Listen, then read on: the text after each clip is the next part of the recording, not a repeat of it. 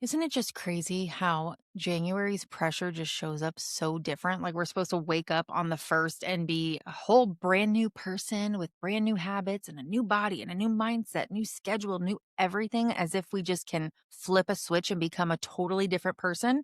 Like for so many of us, I think that pressure does not feel motivating whatsoever. It feels more like another thing to fail at, and it's funny because I have conversations like this with my dad all the time because he's very much like, if somebody's on your ass hard enough, like you'll do the thing. And sometimes that's true, but I'm like, also, sometimes that crushes people and it's not realistic. So I really want to offer a different approach that January is not about becoming somebody new, but more about removing what's not aligned for us and setting those boundaries. It's really about like looking at your life honestly and asking what's going to stay, what's going to go, what's going to get redefined so that my nervous system and my well being doesn't have to live in a state of stress and survival throughout yet another year. So today I'm going to walk you through a little bit of a reset that really doesn't require you to burn your whole life to the ground. It's not going to be this big dramatic thing. It's not extreme. It's just honest and doable and realistic. By the end of this episode, I want you to have a clear idea of what you're going to keep this year, what you're going to let go of, how you're going to redesign your week and your flow to support your capacity and not just being productive. And then one little bit of a ritual that you can do to regulate before you create or respond or lead or play or any of those things. So we're going to begin with what stays. Welcome back to The Reclaimed Woman, where reclaiming your peace, connection, and honestly, your life is our favorite topic. I'm Jess, mom, cycle breaker, certified family life coach, and this is for the moms doing two bold ass things at once: parenting their kids and reparenting themselves, because that is like a lot. Around here, we talk real life parenting, but we also talk about what's underneath it: the nervous system stuff, triggers, boundaries, repair, and how to build self-trust when you've been running on survival mode for years. And just so we're clear, this is a compassion over judgment zone. We can hold nuance. We can tell the truth without demonizing people. We can understand patterns and know that everyone has a story and everyone survives in a different way without excusing the harm that may have been done. Safety always comes first here. So if that sounds like the kind of community that you've been needing and the kind of support you're looking for, hit follow. I would be happy to grow alongside you. Okay, so when most people say reset, they focus on what they want to change. But I really want to start with what's going to stay, because part of our regulation is stability. And when you can name what stays, then you're able to give your body the message that we're not going to have to start from scratch. We're going to build off of what's true for us. And so there begs the question, what is already working and why is it working for me? Not what looks good on paper, not what you wish you were doing, but what's actually supporting you right now in the season that you are either trying to leave or the season that you're trying to maintain. Here's a big key that it's so funny because they teach you to do this within any kind of marketing or content creation. And it's working with buckets, like your content buckets or your pillars. And this is going to be very similar to that. We're going to think in three buckets. Number one is going to be values that stay. What are the values you want for your year to be built on? So examples of this could look like peace instead of performance, connection instead of control-based parenting, honesty over what your image is going to be, sustainability instead of hustling or burnout, presence over perfection, my personal favorite. If you just pick one value for the year, it becomes really your filter through which you put every other decision through. It tells you what to say yes to and what to say no to, and really stop apologizing for saying no to. Number two is going to be rhythms that stay. As an ADHDer, I do not like hard structure. I really, really struggle with it. It's just not my thing. And I keep trying, and I'm going to keep trying. I'm going to keep trying to find something that works for me. But a rhythm, if we think of things in rhythms, a rhythm is anything that you do repeatedly that kind of grounds or stabilizes your life or your week. So, examples of that could be if you have family dinner most nights, or maybe on Sundays you kind of do a family reset or a family day, or you meal prep or something like that. You might do quiet mornings. I know for a long time I was doing a walk in the mornings and I fell off of that. And it's been a long time since I did that, but I've been trying to slowly get myself to get up earlier so I can have more mornings to do my work so that I can be more present with my kids. It's a work in progress. Maybe Friday laundry is something that you do and like listen to a podcast or something like that, or a bedtime routine that protects the ability, I guess, for everyone to sleep peacefully and actually go to bed. Maybe that's something that works for you. I know that's something that works for us. And I know as moms, we don't always get consistent anything either. My day to day generally looks a hot mess. It just is what it is.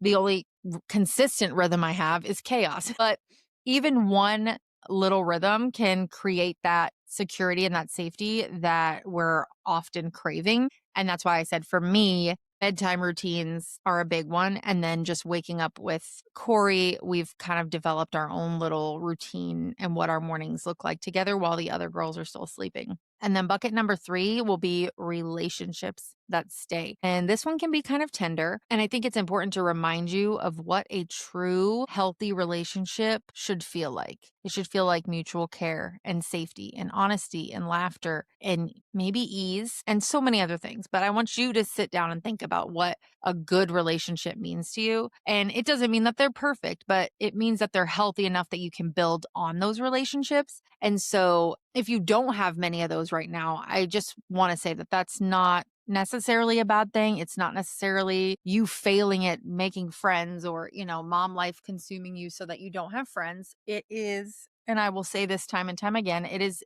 really just data. It's just information for you to track. It's an invitation to maybe build more support or make more connections or join a group of moms or something. That can help you make friends, but the data allows you to slowly ease into what that's going to look like for you. I have a mini exercise. If you can pause, do that. Otherwise, if you're driving, keep paying attention, be aware, but you can still say these things out loud. This year, I am keeping what? And this matters because what? For me, I want to keep building on my ability to set and enforce boundaries in my life because I think that's something I've had to learn in really hard ways over the last year. And it's been something that I thought was going to be more communication based, but I'm realizing it's really more identity and just boundaries based and setting those structures in place to protect myself. Okay, if you are anything like me and you're doing this whole what stays, what goes reset, and your brain immediately turns it into a full blown life audit, we are the same species. One thing I can recommend for this is a visual timer, like a time timer.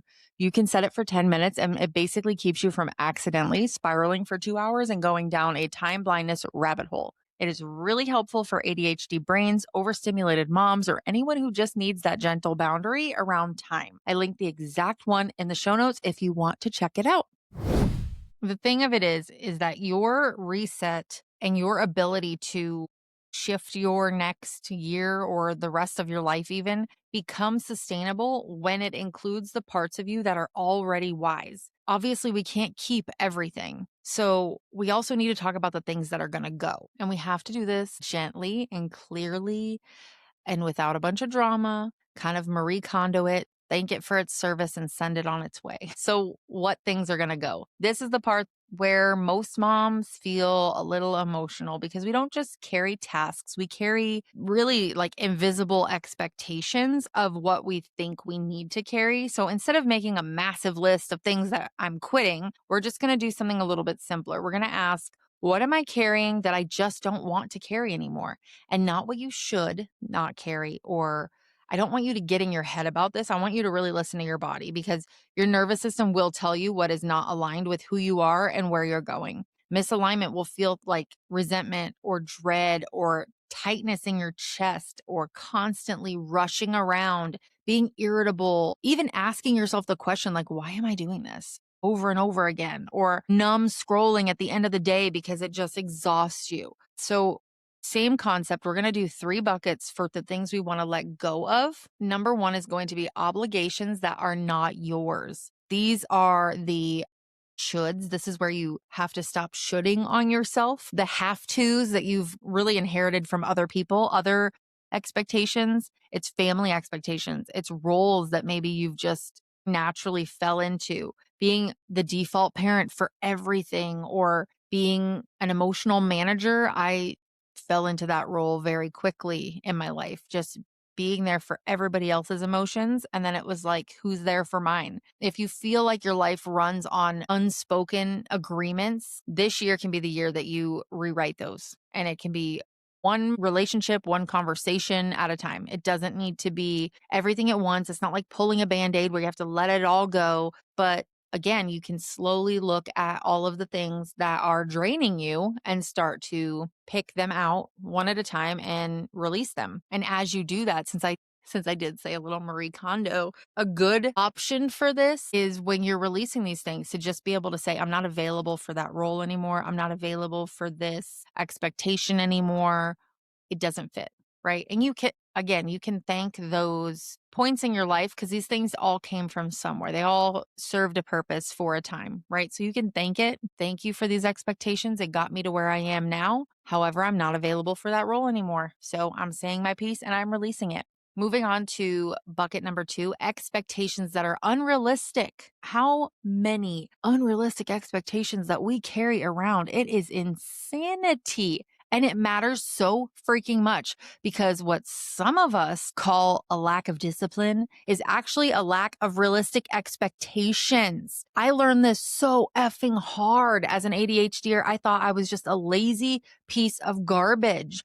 Why can I not do these certain things, right? Like, what is wrong with me? And then I realized once I finally got diagnosed that this wasn't a me being lazy problem. This wasn't me just not having enough discipline. It's a legitimate issue that my body struggles with. It is literally like having sleep paralysis, but like wide awake. I can't get my body to move.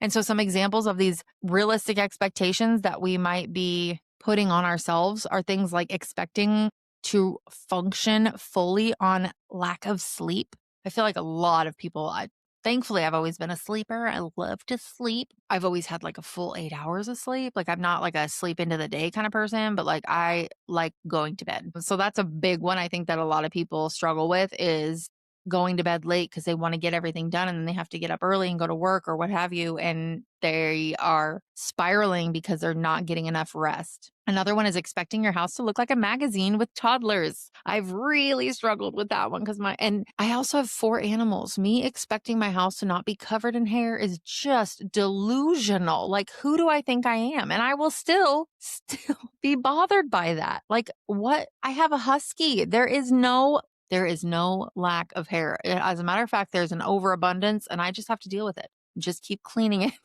over and over. Expecting your body to never change, expecting for your emotions to never spill over the edge, expecting your schedule to be perfect, expecting life to be perfect. Let's say this clearly and wholeheartedly. You don't need a better personality. You don't need better discipline. You need a better plan, a realistic plan. When you're releasing these expectations that are not realistic, I want you to release them in a way that says, I am allowed to have a human life. Human is imperfect. Human is beautifully messy. When you release these things, you need to have that in mind. I am allowed to be human. I'm allowed to have a human life, and I'm allowed to let go of all of this stuff that I expect to be perfect. Perfection culture is a freaking lie. Content bucket number 3, patterns that keep you stuck.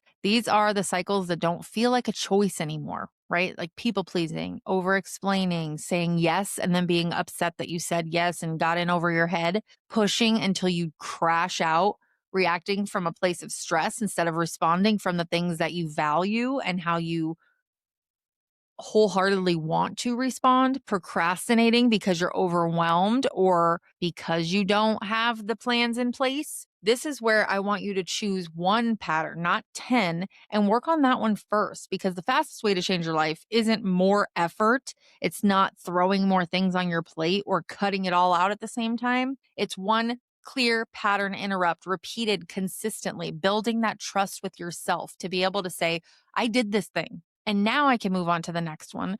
But if you just do that little tangible one, that's how your brain is going to start believing in yourself to move through and start shifting more and more into the person that you want to become. This little exercise is literally just sitting down and finishing the sentence that this year I'm not doing this blank anymore. And I know something comes to the front of your mind. If you just are listening to this and something pops up for you, that's generally where you should start.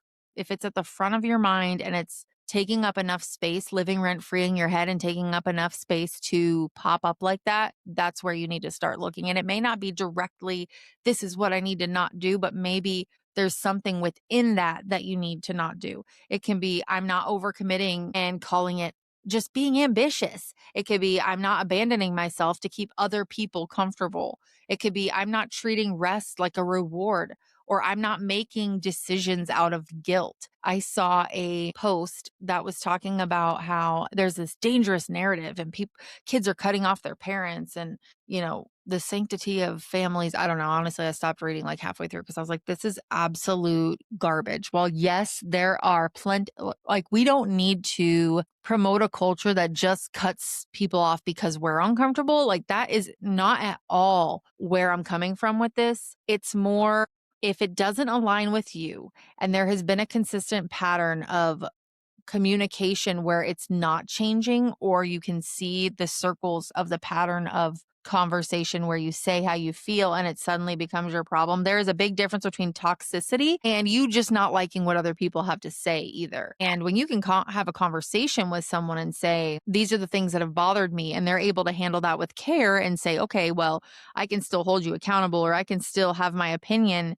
in a way that still is mindful of you. Those relationships don't need to be cut off just because you're not happy with their beliefs. What does need to be cut off is the toxic, dead end, dead branches that need to be pruned so that you can grow further. And so there is a fine line between that too, I think, because the lines within all of that have gotten really blurred. And so that is a whole other topic for another time, but it definitely needs to be sat down and thought about intentionally. And if one of the things you're thinking of is a relationship that you want to let go, or, if it has to do with something like that, I encourage you to sit down and think about it more than just finishing this sentence, but really putting things down on paper and processing through what comes up for you. Is it that you need to add a boundary or that you need to remove that person?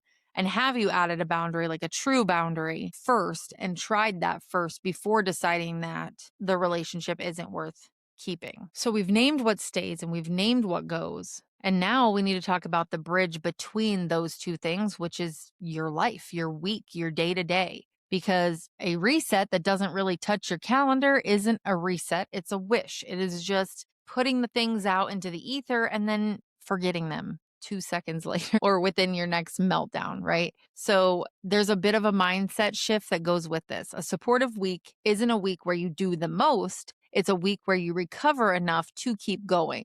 So I want you to stop asking, how can I be more productive? And start asking, how can I make my week support my nervous system and my capacity? Because if your week is constantly triggering you, too many errands, too many yeses, no margin or space for you to adjust, no help, then your nervous system is going to run your entire life. You are going to be stuck in an emotional state and wondering why you're spiraling and why you just can't get it together. And I know, I've been there. Your nervous system is not your planner, like it's not here to plan everything around, but it is a protector. It is there to help you realize what works and what doesn't. And that's the whole process of our feelings.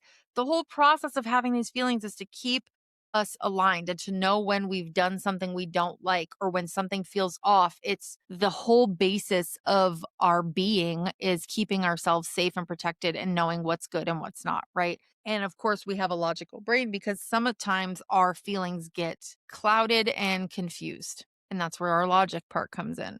So here's a simple way to redesign your week with logic and your nervous system in mind. It is in 4 parts. Think of your week as having 4 types of days, or if you're a block, like time blocking kind of person, you can think of it as the blocks too. Number one is going to be your output blocks. This could be work, um, creating tasks, building, writing, whatever it is that you do where you are putting out that energy. Number two is going to be your connection blocks. That's going to be relationships, support, where you have coffee or playtimes or dinner or calls or a repair conversation between you and somebody in your household, things like that, where you are connected to other people. It could be movie dates with your children, things like that. Anything worth connection. Three is admin. This is your life maintenance. This is laundry and groceries and email and appointments and taking care of bills. And that looks different than your output because your output is still things that you have to work on. Like it is work. And it's also maybe hobbies, maybe just things that you enjoy, right? Like maybe you go work out or things like that. It's kind of hobby-esque. And then number four is going to be recovery blocks, which looks like rest and regulation. It's quiet, nature, movement, sleep, stillness, joy, the things that help you recover. And while your hobbies could be working out, and that's an output, a recovery is when you do those things because it helps you stay regulated and it helps you keep that energy to make you feel good. There are some people who put the output because they want to look good, right? Like if I went to the gym, it would be because I want to look good. So it'd be more of an output thing. But there are people that go on runs because that is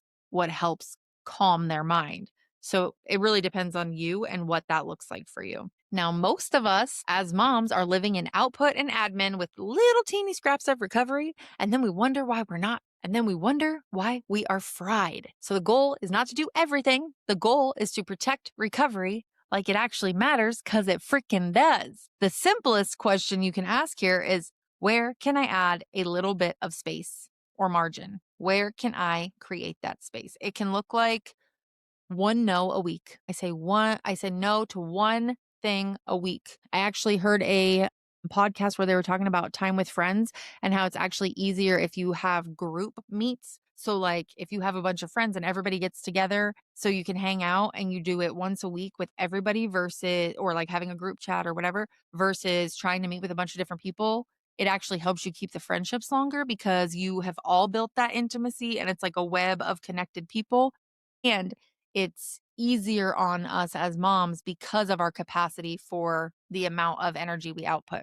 So that's another thing to think about. One night with nothing scheduled, batching your errands into one block, that can be really helpful. Doing one outside of the house thing per day max, right? If you're a stay-at-home mom, that might be a little bit easier to be home and not have to worry about all the things, but sometimes, we all have different size plates. So that can look different for different people. It might be deleting one standing commitment and being like, I'm over that. I'm not doing that anymore. Or asking for help with one task that reoccurs week to week, right? Maybe it could be taking the kids to school, or it could be, cooking dinner or whatever. You can find a way to relieve some of that. A realistic example week. All right. Here's something I plan on trying this month. I am going to build a recovery block, right? So just something that I've been working these little things into my days recently anyway, because I used to like literally be that person that just didn't shower every day because I was like, I stay home. I'm an ADHDer. So sometimes just getting in the shower is difficult for me. And so I've been making it a point to actually shower every single day. Well, I didn't shower yesterday, but most of the time, but we have sick kids. So just getting up and getting in the shower is huge for my mental health. And I can very easily spiral into a state of mental health that is not well and not want to take care of myself. And so that has been something I've been implementing, but I want to start getting up earlier so I can do my work and get things out of the way before everybody wakes up. And also, I think it helps me to have the quiet in the house where my brain can really just be and I can get my devotional done without a baby getting on my boob every 5 seconds, you know. So for me, that's what that's going to look like. And then batching my errands as often as I can. So my husband generally runs to the store every single day after work instead of us going grocery shopping. And so I would like to start batching that into one thing. And I can kind of turn that into a connection based thing also, where we all just go to the grocery store and teach my kids since we homeschool. So that is something I would like to do. And I am not a big play person in terms of like kids stuff, but we have been Minecrafting together and that's been fun. So I think implementing a little bit more of that is probably going to go into my rhythms. And if you're listening and you're like, that sounds nice, but my life is complete chaos, I hear you. So you could totally make it smaller if that's what you need to do. Even redesigning your week can start with just being like, I just can't do this pace anymore. And then just figuring out where you want to lighten the load. It could be less tasks, it could be more help, it could be more rest or fewer decisions. I have heard so many people that are like, I hire someone to clean, or I get meal kits because it takes some of the time away. And of course, money's always an issue. So, you know, within means, obviously, we all have different means of getting that help. But even swapping a babysitting night or something with a friend, those can be things that help you do that reset. So you just kind of have to get creative about where you want to let those things go and where you need help or what that needs to look like for you. And the ritual I mentioned in the beginning that makes all of this easier because you can have the best plan and still be in a state of reaction from being completely dysregulated is regulate before you create. Being in a state of panic when you are trying to make a schedule is not going to serve anybody. It's like when I panic, I literally make so many lists and I try to reorganize everything because it gives me this false sense of control. And it's the same concept. So making sure you are in a good headspace and you are regulated and you've taken some time to get grounded before you create any kind of planner is going to really change the game. It is especially helpful for the mom who feels like she goes from 0 to 100 before she even knows. And then she's like, what the hell? How did I get there? It is a 90-second regulation. So before you create, before you respond to a hard text, or before you start work, before you go in through a freaking meltdown between your kids, take just 90 seconds. You can exhale, longer exhales than inhales. Do that a couple times. Drop your shoulders, unclench your jaw, remove your tongue from the roof of your mouth. Put a hand on your chest and say, I'm here, I'm safe, I'm choosing my next step. And that's it. And it seems so simple, but it works because it interrupts that urgency. It brings you back into your body and it moves you from reaction to choice. For me, taking a big, huge, deep breath when my kids are at each other's throats, like, has completely changed my life and the way I react to them. Cause I usually would just be like, what the? And like, what is going on? Stop. And like spin out. But being able to just like, especially when I'm in my office and I hear it from the other room, it gives me that moment to just go like, and I generally am like, this is going to be a doozy. Okay, let's go handle this. And it helps me go into it calm and go into it from a place of choice and go into it instead of being like, oh my God, stop. I can go in and be like, hey, what is going on? What's happening? And that has really changed how I connect with my kids and how I parent my kids. You do it so you become calm enough to respond with alignment. You don't do this when you're already calm. You notice how your body responds to these changes, and you make sure to regulate and keep re-regulating. If you need to recalibrate part of the way through to reground yourself, do that.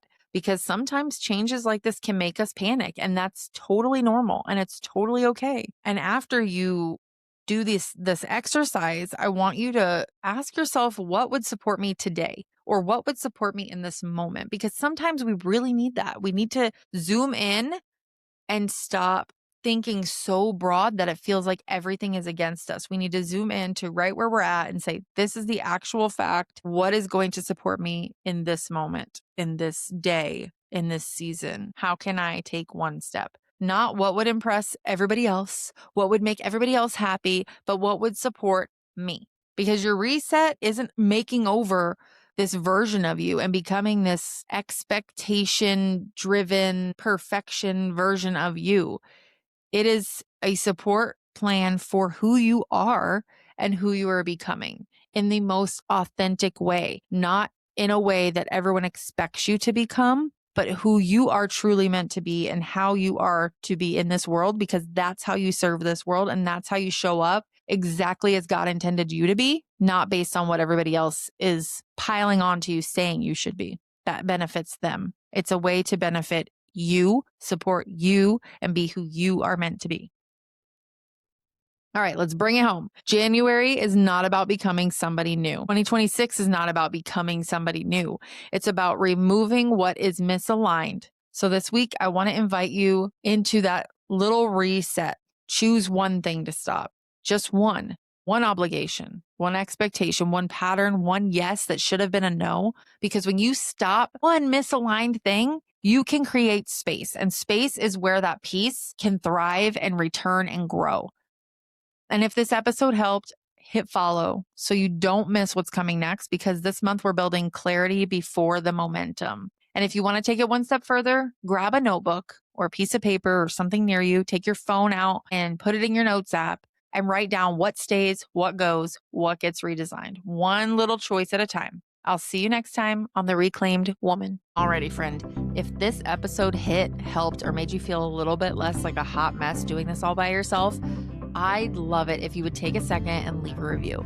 It helps this show reach all the moms who are still sitting here thinking, is this just me? Am I freaking crazy?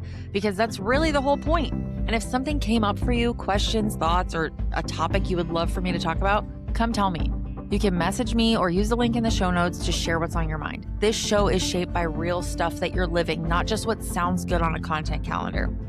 All right, take a deep breath, take what you need, and leave the rest. And I hope you have a stellar week.